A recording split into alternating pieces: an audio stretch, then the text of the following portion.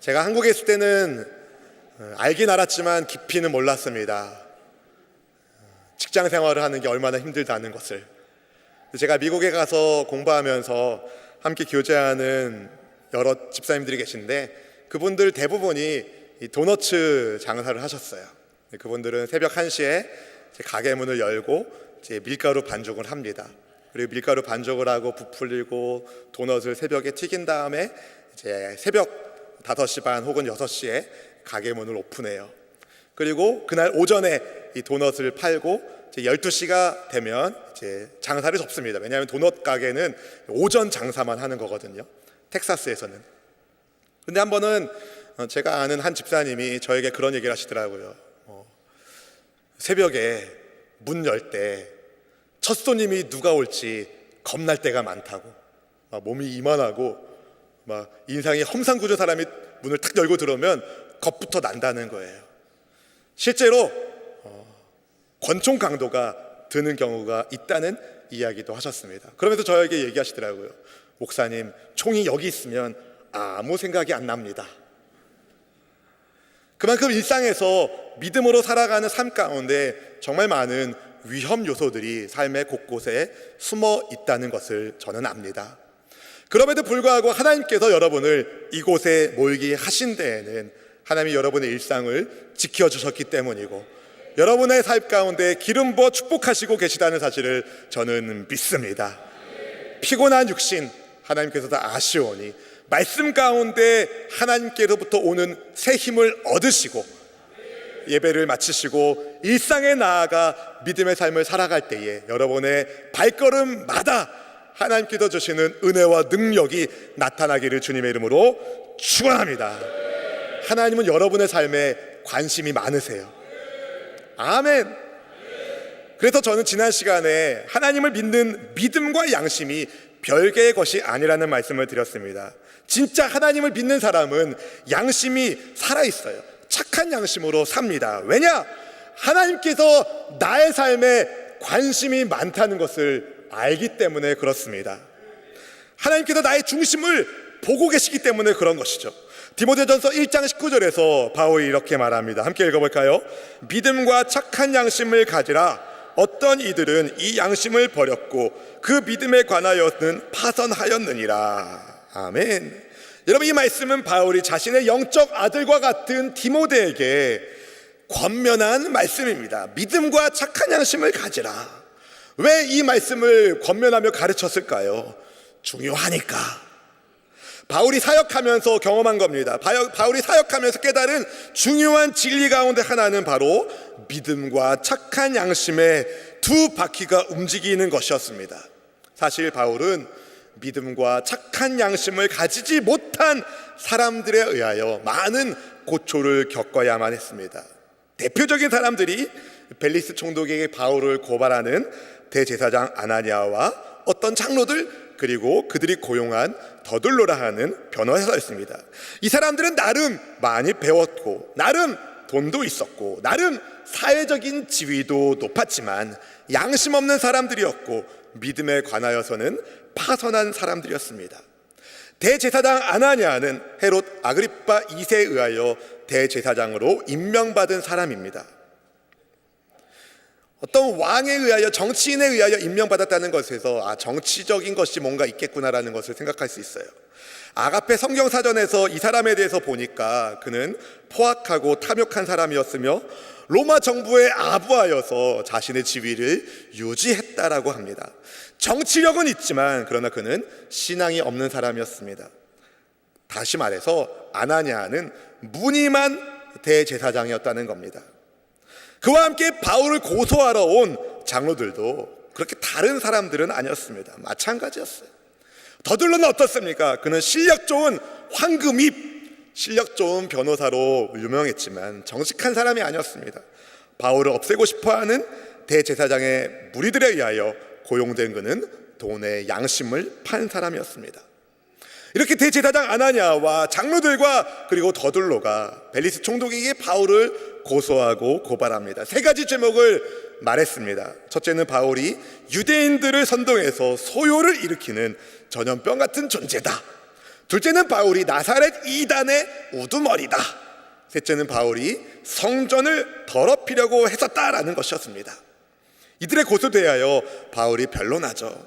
자기가 소요를 일으키는 전염병 같은 존재라는 죄목에 대해서 그는 예루살렘에 예배하러 올라갔고 절대 소동을 일으키지 않았다라고 말했습니다. 소동을 일으킬 만한 시간도 없었고 또 바울이 소동을 일으켰다는 것을 증언해 줄 증인도 없다라고 말을 했습니다.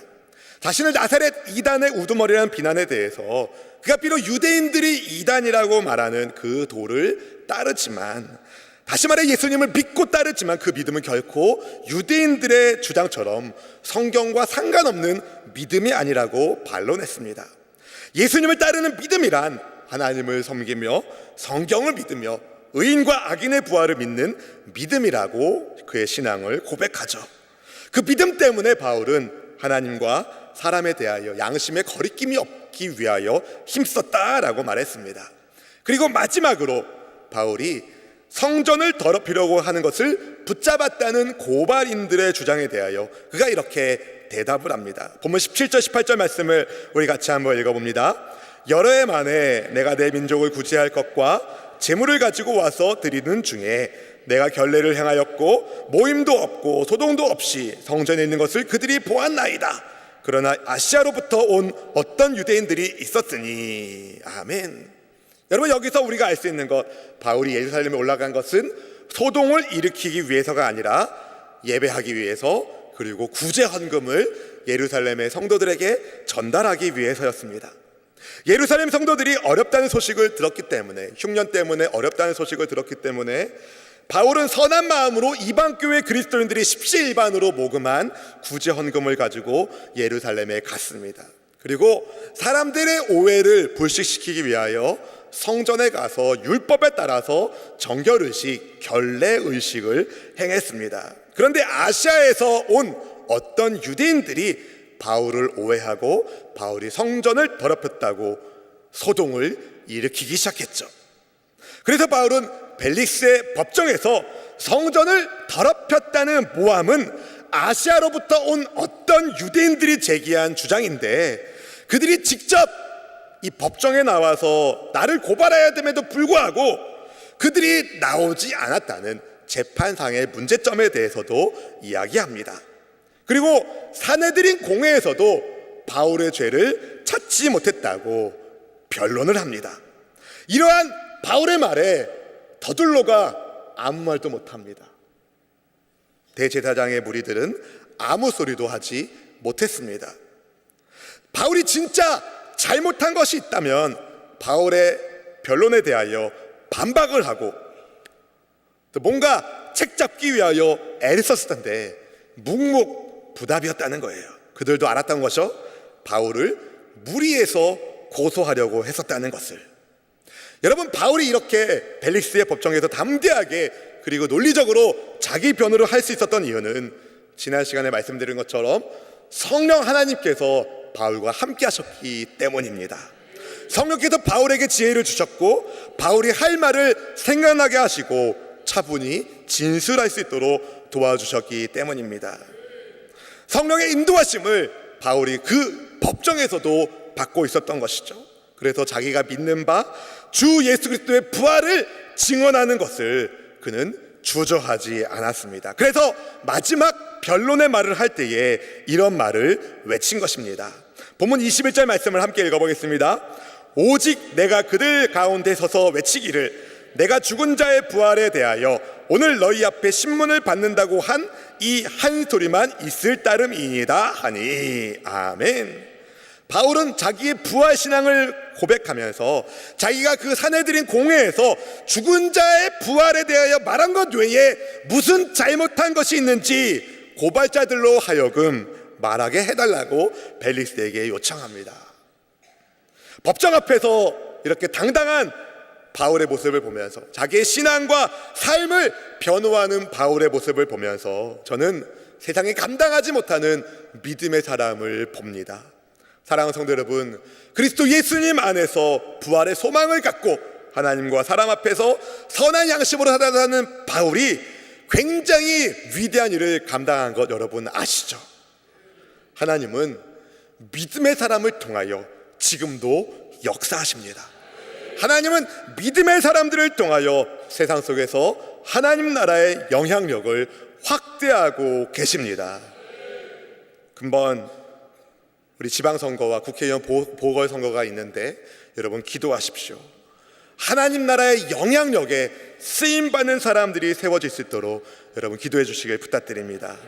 우리 모두 바울처럼 예수 그리스도의 부활의 신앙을 믿고 굳게 믿고 아멘 믿고 성령의 인도하심을 따라서 하나님의 뜻을 세상 가운데 펼치는 은혜의 통로, 축복의 통로 다 되시길 주님의 이름으로 축원합니다. 재판장 멜리스가 바울이 변론하는 말을 다 들었습니다. 이제 결정을 내려야 돼요. 바울을 고소하는 고발인의 말도 들었고 이에 대한 바울의 변론도 다 들었습니다. 멜리스는 부패하고 탐욕 가득한 정치인이었기 때문에 바울을 미워하는 유대 종교자들과 손을 잡고 바울에게 불리한 판결을 내릴 수도 있었습니다. 당시 벨리스는 정치적인 입지가 굉장히 불안했기 때문에 유대 종교 지도자들과 거래를 할 수 있었습니다. 그들의 소원대로 바울을 처리해 줄 테니까 나의 지지 기반이 돼달라, 이런 뒷거래를 할 수 있었던 것입니다. 그런데 여러분, 벨리스가 어떻게 판결을 내립니까? 본문 22절 말씀을 함께 읽어봅니다. 22절입니다. 벨리스가 이 도에 관한 것을 더 자세히 아는 고로 연기하여 이르되 천부장 루시아가 내려오거든 너희를 처결하리라 하고. 이런 벨리스는요 연기를 합니다. 판결을 내리지 않고 사건 심리를 연기합니다. 분명히 벨리스는요 바울이 무죄라는 것 알았어요. 그렇죠? 바울이 무죄라는 것을 알았어요. 왜냐하면 바울을 예루살렘으로부터 가이사랴까지 데리고 보낸 천부장 루시아의 편지가 있었잖아요. 바울은 무죄입니다. 그리고 더둘로의 고소에 관한 바울의 변론을 객관적으로 들어봤을 때 바울이 무죄라는 사실이 너무나도 명명백백했습니다. 게다가 총독 벨리스는 이미 바울이 믿고 따르는 예수교에 대하여 자세히 알았다라고 성경이 말하고 있어요. 어떻게 로마 총독 벨리스가 바울이 증거하는 그리스도의 도를 잘 알았을까요? 몇 가지 가능성이 있습니다. 우선 벨리스의 아내가 유대 여인입니다. 벨리스의 아내 드로실라가 유대인이었기 때문에 아내 덕분에 유대인들 사이에 접해지고 있었던 예수님의 소문과 그분의 십자가 죽음과 부활에 관한 사건에 대해서 익히 들었을 법합니다. 그것도 아니면 유대 총독으로 그리스도 교회에 대한 상당한 정보를 이미 입수하고 있었을지도 모릅니다. 그가 머물고 있었던 가이사랴에는 전도자 빌립 집사님이 살고 있었고 거기에 이미 교회가 있었기 때문에 그럴 가능성이 있다는 겁니다. 아무튼 벨리스는 바울이 고소당한 것이 어떤 정치적인 범죄나 어떤 실정법 위반 때문이 아니라 단지 신앙의 차이가 있기 때문이라는 것을 알았습니다. 그럼 어떻게 해야 돼요? 풀어주면 돼요. 그런데 왜 벨리스는 바울에 대한 고소 고발이 근거 없음을 알았음에도 불구하고 그를 풀어주지 않았을까요? 벨리스는요 말씀드렸잖아요. 지금 그의 정치적 기반이 굉장히 좋지 않다고. 바울이 무죄라는 것을 알았지만 바울 때문에 유대인들 사이에서 문제가 일어나지 않기를 원했습니다. 한편으로는 바울에게서 뇌물을 받고 싶은 탐욕도 있었습니다. 그래서 이 사건을 자기에게 인수인계한 천부장 루시아가 오면 이 사건을 심리할 거라고 말하면서 바울을 처벌하지도 않고 그렇다고 풀어지지도 않는 이도저도 않은 명령을 내립니다. 백부장에게 이렇게 명령합니다. 바울을 지키되 자유를 주라. 본문 23절 말씀을 같이 읽어볼까요? 백부장에게 명하여 바울을 지키되 자유를 주고 그의 친구들이 그를 돌보아주는 것을 금하지 말라 하니라. 그렇게 해서 바울은요 이 가이사랴 헤롯궁에서 2년 동안, 거의 2년 동안 구류당합니다. 벨리스가 총독의 자리로부터 해임되기까지 거의 2년 동안 바울과 관련된 재판을 제기하지 않았거든요. 그 시간 동안 갇혀 있을 수밖에 없었습니다. 하지만 쇠사슬에 매인 중재인의 모습이 아니라 친구들을 만날 수 있는 어느 정도 자유가 허용되었다는 거죠. 여기에 여러분 하나님의 섭리가 있습니다. 만약에 여러분 생각해 보세요. 바울이 무죄로 방면됐다면 어떻게 됐을까요? 바울을 해하려고 하는 유대인들에 의하여 목숨을 잃었을 가능성이 있습니다. 바울은 감옥 아닌 감옥에 살면서 영육간의 재충전의 시간을 갖게 됩니다. 그리고 자주 벨리스 총독과 대화를 나누면서, 총독은 바울로부터 뇌물을 얻으려고 부른 거지만 자주 총독과 대화를 나누면서 로마 제국의 심장부인 로마에 가서 어떻게 로마 사람들에게 복음을 증거할 것인가 준비하는 시간을 가질 수가 있었습니다. 여러분 생각해 보세요. 어떻게 평범한 일반 시민이 이방인 통치자들을 만날 수 있겠습니까? 어떻게 이방인 통치자들을 만나서 그리스도 예수님에 관한 복음을 전할 수 있었겠습니까? 하나님이 이 일을 가능하게 하시는 거예요. 통치자들과 죄수와의 만남이라는 이상한 희한한 만남을 통해서 바울은 이방 땅의 유력자들에게, 총독을 비롯한 많은 사람들에게 복음을 증거하게 되었습니다. 비록 몸은 갇혀 있을지 몰라도 그를 찾아온 많은 친구들을 통해서 그가 선교하며 세운 이방 교회들을 돌아보면서 편지를 보냈고 신앙의 격려를 할 수도 있었습니다. 바울은 그래서 갇혔지만 자유한 사람이었습니다. 그는 몸은 가이사랴 헤롯궁에 갇혀 있었지만 오히려 그곳에서 하나님께서 주시는 자유를 만끽했다는 겁니다. 먹을 걱정도 안 하고 신앙의 체계를 가지고 어떻게 로마의 심장부에 가서 복음을 전할 것인지 준비하는 시간도 갖고 그 쇠잔했던 육체도 보호하는 시간을 갖게 된 것이죠. 그리고 하나님께서는 가장 적당한 때에 바울을 로마에 보낼 계획을 가지고 계셨습니다. 믿으시면 아멘. 그래서 당장 바울을 로마로 보낸 것이 아니라 가이사랴에 얼마 동안 머물게 하신 것입니다. 여러분, 여기서 우리가 알 수 있는 하나의 진리가 있는데 때로는 보류가 하나님의 은혜가 됩니다. 그 보류의 시간을 여러분이 지금 가지고 있는지도 모릅니다. 여러분, 하나님의 뜻대로 여러분의 삶이 쓰임받기를 주님의 이름으로 축원합니다. 바울은 헤롯궁에 갇혀있는 그 보류의 시간 동안에 더 큰 일을 할 준비를 했고 로마에 가서 예수님을 증거할 사명을 놓고 충분히 기도하는 시간을 갖게 됩니다. 그리고 때가 되어 로마에 갈 때 비록 죄수의 신분이지만 로마 군인의 호의를 받고 안전하게 로마에 가게 되었죠. 오늘 본문 말씀에는 이렇게 갇혔지만 자유로웠던 바울이 등장합니다. 근데 바울과 정반대되는 사람이 나옵니다. 벨리스 총독. 그는 자유롭지만 갇힌 사람이었습니다. 그는 유대 총독이었지만 유대인들의 눈치를 봐야 했습니다. 그래서 바울이 무죄라는 것을 알았지만 유대인들을 자극하고 싶지 않아서 바울을 풀어주지 않았습니다. 그는 사람들의 평판에 갇힌 사람이었습니다. 그리고 벨릭스는 돈 욕심에 갇힌 사람이었습니다. 그는 여러 차례 바울을 불러 복음을 들었습니다. 그러나 그가 바울을 만난 목적은 복음 때문이 아니라 돈 때문이었습니다. 그는 돈 욕심에 갇힌 사람이었습니다. 그리고 벨릭스는 지식에 갇힌 사람이기도 했습니다. 지식에 갇힌 사람. 그래서 바울이 전하는 그리스도 교회에 대하여 자세히 알았지만 예수님을 믿지는 않았습니다. 그는 그저 지식에 갇힌 사람, 정보에 갇힌 사람이었습니다. 여러분, 결국 벨릭스는요 세상에 갇힌 사람의 표본처럼 보입니다. 그가 추구하고 있는 평판, 인기, 돈, 명예, 권력, 지식 등은요 다 세상이 추구하는 것이기 때문에 그렇습니다. 지금 저는 여러분에게 인기 있으면 안 된다, 돈 있으면 안 된다, 명예나 권력 이딴 거 다 필요 없으면 다 필요 없다, 이렇게 말씀드리는 게 아닙니다. 여러분, 인기나 돈이나 명예나 권력이나 지식, 이런 것들 자체에 삶의 목적을 두면 안 된다는 겁니다. 아멘. 그럼 우리가 어디에 삶의 목적을 두어야 되겠습니까? 하나님께 두셔야죠.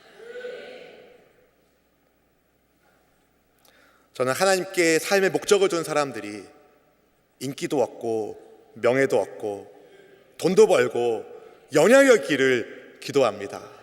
이왕이면.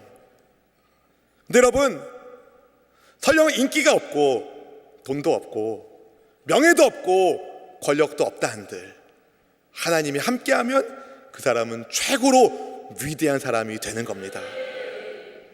그래서 우리는 하나님께 삶의 목적을 두어야 됩니다.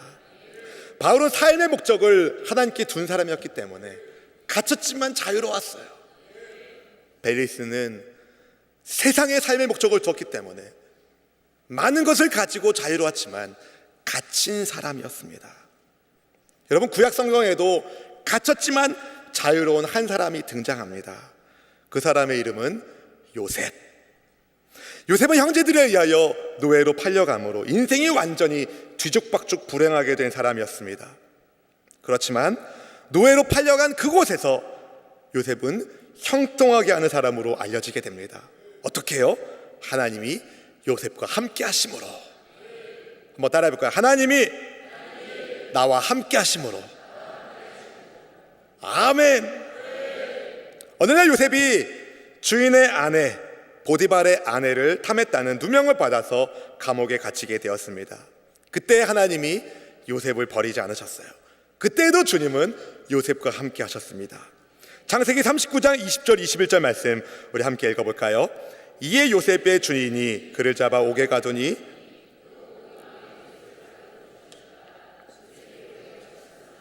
야훼께서 요셉과 함께 하시고 그에게 인자를 더하사 간수장의 은혜를 받게 하시매. 아멘.